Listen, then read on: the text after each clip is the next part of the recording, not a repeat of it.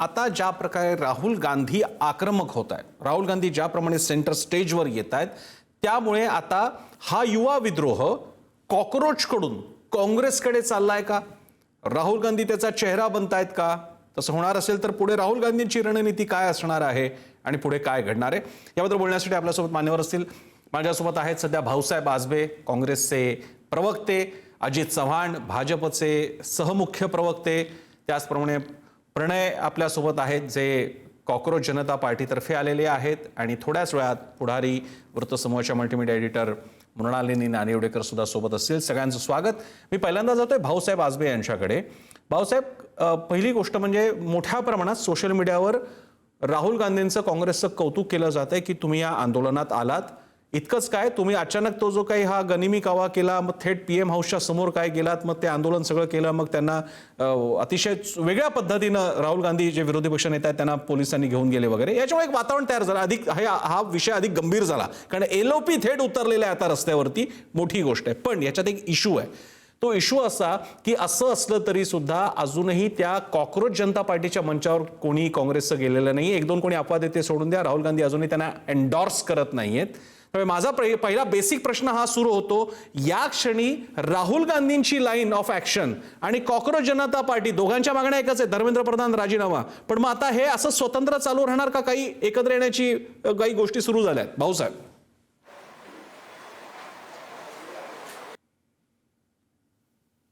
की हा नीटचा पेपर फुटीचा मुद्दा सुरू झाल्यापासून आपण पाहिलं की विरोधी पक्षनेते राहुल गांधी हा सातत्यानं मुद्दा उपस्थित करतायत. कोर्टामध्ये पण मोठं त्यांनी विद्यार्थ्यांचं जे एक मेळावा घेतलेला होता आणि त्यातही आपण पाहिलं की कशा पद्धतीने विद्यार्थ्यांनी सगळ्या गोष्टींना रिस्पॉन्स दिलेला होता. त्यामुळे मुद्दा असा आहे की काहीतरी एखादी मूव्हमेंट सुरू झाली आणि मग काँग्रेस पक्ष याच्यामध्ये आलेला, असं झालेलं नाही. तर पहिल्या दिवसापासून झेनझी असेल, ही सगळी मुलं असतील, यांचे जे प्रश्न आहेत ते राहुल गांधींकडून मांडले जात आहेत. या मधल्या काळात आपण पाहिले की एक डिजिटल मूव्हमेंट म्हणून CJP आली, त्यांनी त्यांच्या पद्धतीनं एक जे 20 दिवसाचं आंदोलन आहे तेही सुरू केलं, आणि त्याचबरोबर आमचे पक्ष म्हणून आमच्या पद्धतीने ज्या सगळ्या गोष्टी आहेत त्या देखील चालू आहेत. आणि अर्थात CJPचं आपण पाहिलं असेल, सुरुवातीच्या काळामध्येच ते जे दिपके प्रमुख आहेत त्यांनी असं सांगितलं होतं की राजकीय पक्षांनी किंवा नेत्यांनी इथे येऊ नये. त्यामुळे एक स्वतंत्र त्यांच्या पद्धतीने गोष्टी चालू होत्या. त्यामुळे त्यात हस्तक्षेप करण्याचा किंवा त्याला विरोध करण्याचा किंवा इतर काही गोष्टी करण्याचा ॲब्सोल्युटली काही प्रश्न नव्हता. आणि कालही जर आपण पाहिलं की ज्या पद्धतीनं म्हणजे अर्थात सोनम वांगचुक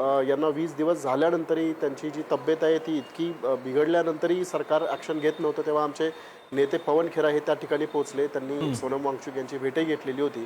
आणि सगळ्यात महत्त्वाचं म्हणजे की परवा दिवशी ज्या पद्धतीने विद्यार्थ्यांवरती अत्यंत अमानुष असा हल्ला झाला, म्हणजे प्रसन्नजी मी आवर्जून सांगतो, अगदी BBCचे पत्रकार आहेत त्यांनी देखील तो ग्राउंड रिपोर्ट लिहिलेला आहे.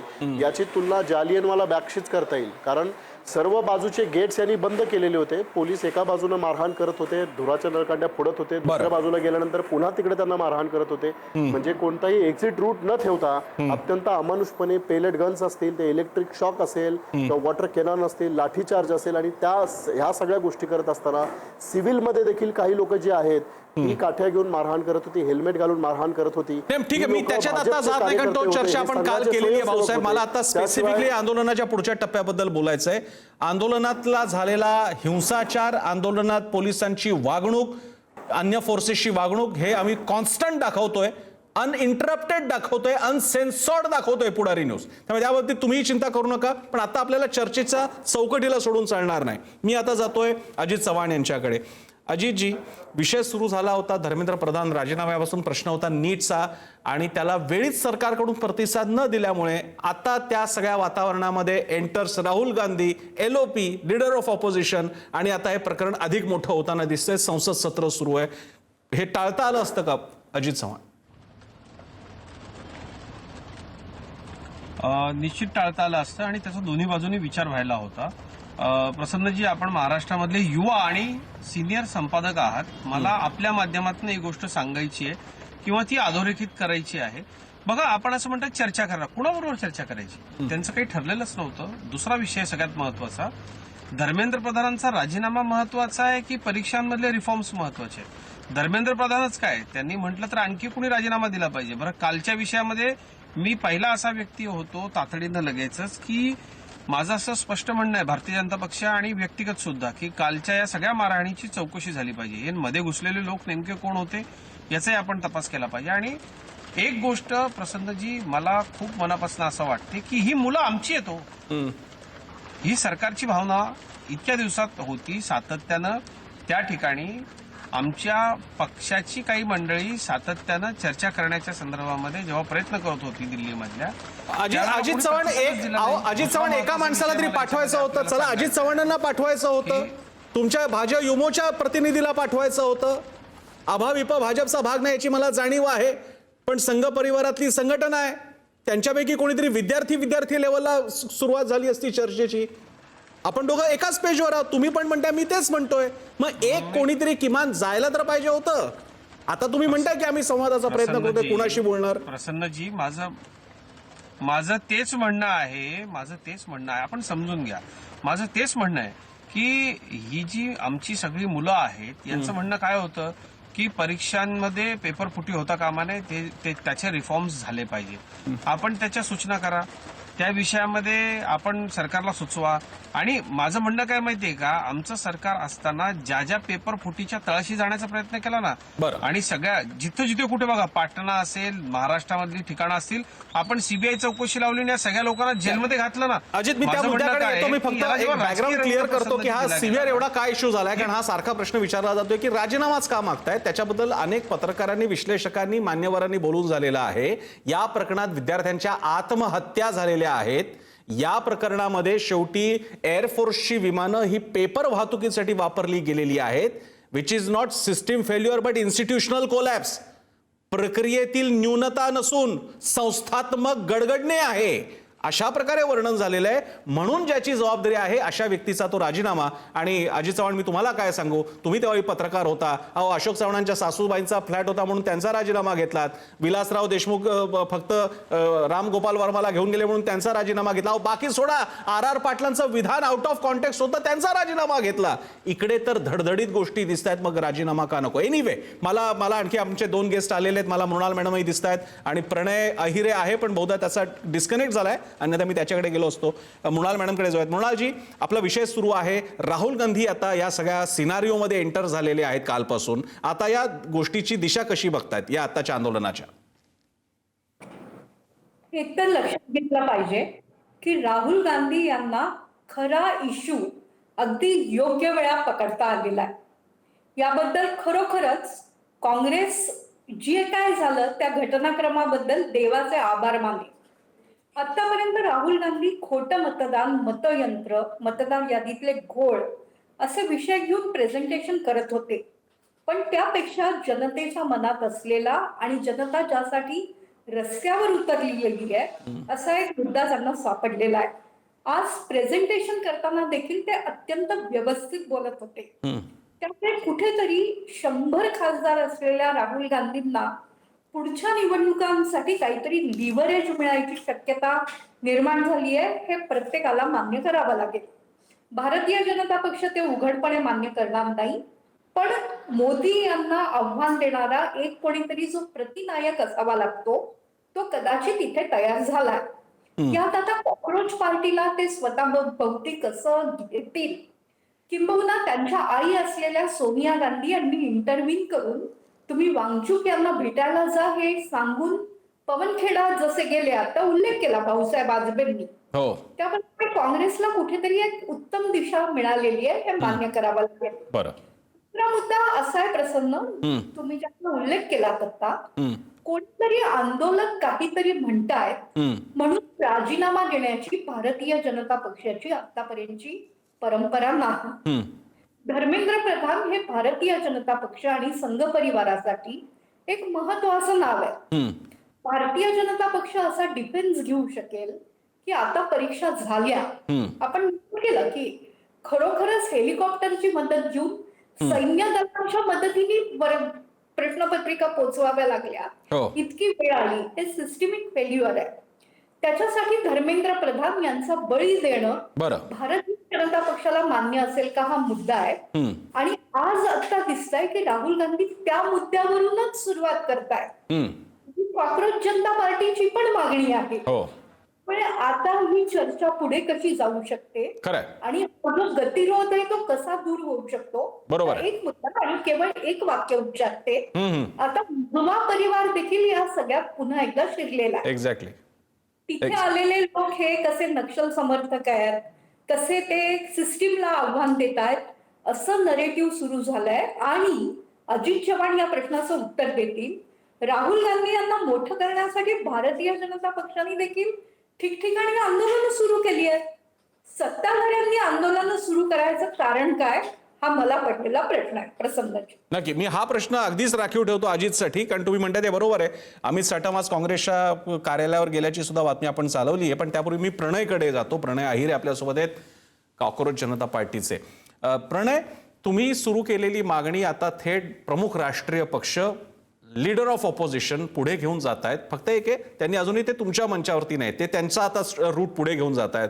आता हे मान्य करावं लागेल, राहुल गांधी तुलनेनं मोठा चेहरा आहे, भारत जोडो सारख्या आंदोलनामुळे अधिक तयार झालेला आहे. यापूर्वीची आंदोलनं त्यांनी केलेली आहेत, प्रेझेंटेशन सकट मांडायची शैली वेगळी आहे. आता या आंदोलनाच्या परिघामध्ये दोन सत्ता केंद्र, दोन नेतृत्व केंद्र, सत्ता केंद्र नाही, एक अभिजित दिपके, दोन राहुल गांधी. प्रणय, माझा तुम्हाला प्रश्न आहे, आता मार्ग एकत्र येण्याचा आहे का तुम्ही हे असंच चालू देणार आहात? नक्कीच. आता ही जी लढाई जी आहे ती सगळ्यांना एकत्र येऊन करण्याची आहे. आणि हे फार खूप मोठं प्रकरण सरकारने केलंय, कारण की ही त्यांची नैतिक जिम्मेदारी होती जी त्यांनी बाळगली नाही. त्याचं कारण आहे, त्यांनी सर्वात प्रथम लोअर लेवलवरती त्यांनी त्यांचा ब्लेम टाकला गेला, मग हायर लेवल ऑफिशियल्स वरती ब्लेम टाकला गेला, but political and moral responsibility घेतली नाही.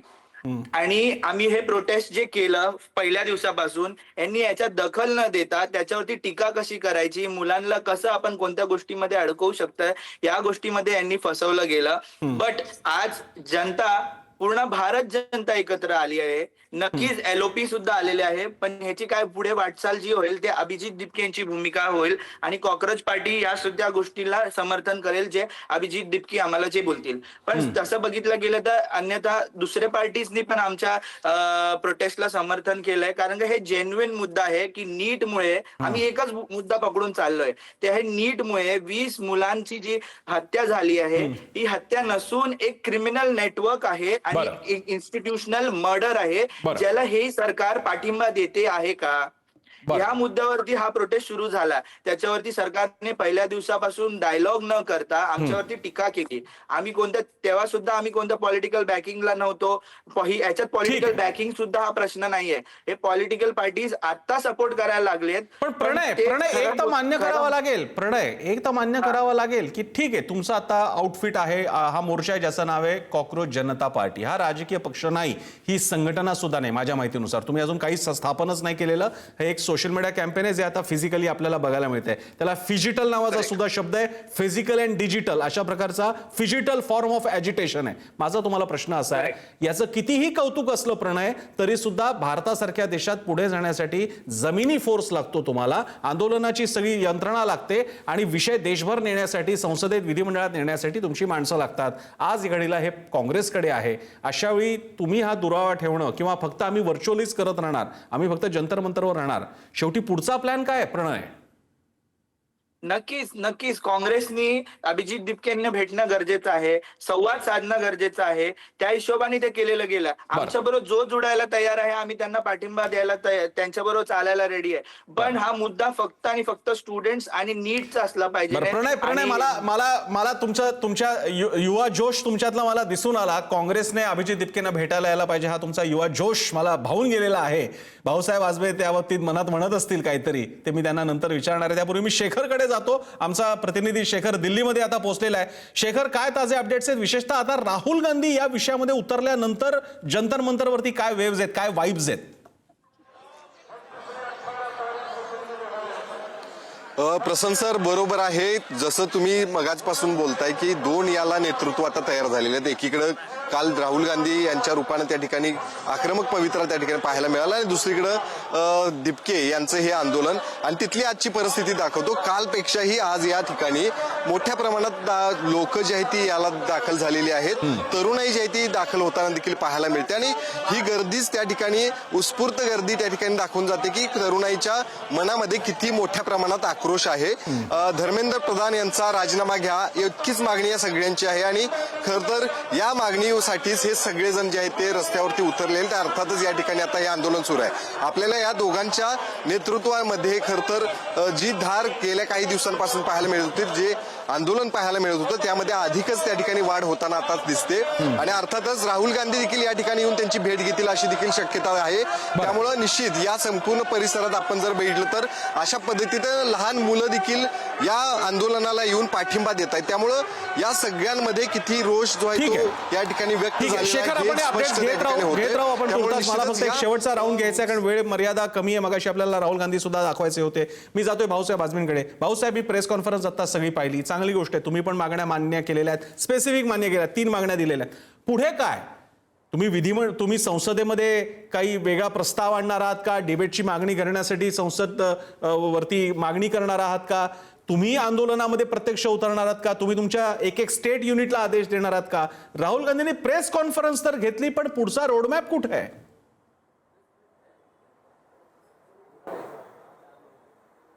नाही प्रसन्नजी, रोडमॅप अगदी स्पष्ट क्लिअर आहे. तुम्ही जर पाहिलं असेल तर कोटा असेल, उत्तराखंड असेल, अशा 2-3 वेगवेगळ्या ठिकाणी नीटचे हे जे परीक्षार्थी आहेत त्यांचे पालक आहेत त्यांच्याबरोबर एक मेळावा जो आहे तो राहुलजी गांधी यांचा झालेला आहे.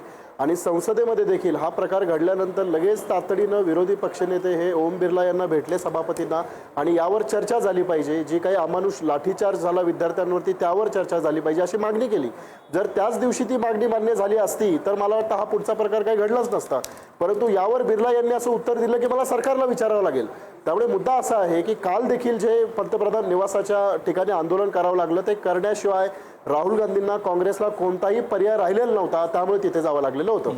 आणि ज्या पद्धतीने मागण्या, म्हणजे आमचा रोडमॅप अगदी स्पष्टपणे आहे की देशभरातील हे नीटचे जे विद्यार्थी आहेत, जे बाधित विद्यार्थी आहेत, त्या सगळ्यांपर्यंत राहुलजी पोहोचत आहेत. महाराष्ट्रात देखील राहुलजींनी यावं यासाठी आम्ही प्रयत्न करतोय आणि लवकरच आम्हाला त्यांची वेळ देखील त्या पद्धतीने मिळेल. त्यामुळे ती प्रक्रिया चालूच आहे. आणि दुसरीकडे संसदेमध्ये हे जे मुद्दे मांडणं आहे, पण संसदेमध्ये जर हे चर्चाच करू देणार नसतील तर अर्थात रस्त्यावर आल्याशिवाय दुसरा कोणताही पर्याय काल भाजपचे नेते म्हणत होते की आम्ही संसदेमध्ये चर्चेची मागणी मान्य केलेली आहे राहुल गांधींची, पण आता राहुल गांधी शब्द फिरवतायत की आम्हाला राजीनामाच हवाय, डिबेटची मागणी मान्य केली असं भाजपचे नेते ऑन रेकॉर्ड म्हणतात. नाही, मुद्दा असा आहे की डे 1 पासून जेव्हा नीटचा पेपर फुटला त्या दिवशीपासून काँग्रेसशीच नव्हे तर सर्व विद्यार्थ्यांची स्पष्ट मागणी होती की धर्मेंद्र प्रधान यांनी राजीनामा दिला पाहिजे. ज्यावेळी 20 ते 23 विद्यार्थ्यांनी आत्महत्या केल्या त्यानंतर देखील शर्मेने लाज येऊन त्या धर्मेंद्र प्रधानांनी किमान स्वतःचा राजीनामा देखील पंतप्रधानांकडे पाठवायला हवा होता. त्यामुळे मला आश्चर्य वाटतं अजित चव्हाण जेव्हा म्हणतात की चर्चेला अहो, चर्चेचा मुद्दा येतोच कुठे? स्पष्ट स्वच्छ मागणी आहे. धर्मेंद्र प्रधान यांनी इमिजिएट राजीनामा दिला पाहिजे. हे नॉन निगोशिएबल आहे. ज्या मुलांवर लाठीचार्ज झाला आणि जे ज्यांनी अशा पद्धतीने चुकीच्या पद्धतीने केलं त्यांच्यावर कारवाई झाली पाहिजे. ज्या मुलांनी आत्महत्या केल्या त्यांच्या कुटुंबियांना कॉम्पेन्सेशन दिलं पाहिजे. त्यामुळे चर्चेचा प्रश्नच येत नाही. आंदोलन करण्याची देखील अब्सोल्युटली गरज नाही. शेवटच्या 2 प्रतिक्रिया अजित चव्हाण आणि मृणालिनी नानिवडेकरांच्या. मी अजित चव्हाणांकडे जातो. अजितजी, या प्रकरणाचं असं तर होणार नाही जे आम्हाला मुंबईत बघायला मिळालं. झाड कोसळलं, बसमधला एक लहान 11 वर्षाचा मुलगा गेला आणि त्यानंतर काय झालं? दंड झाला 2 जणांना, एकूण 7 लाख रुपयांचा. सरकारी कारवाई कुणावरही नाही, प्रशासकीय कारवाई कुणावरही नाही.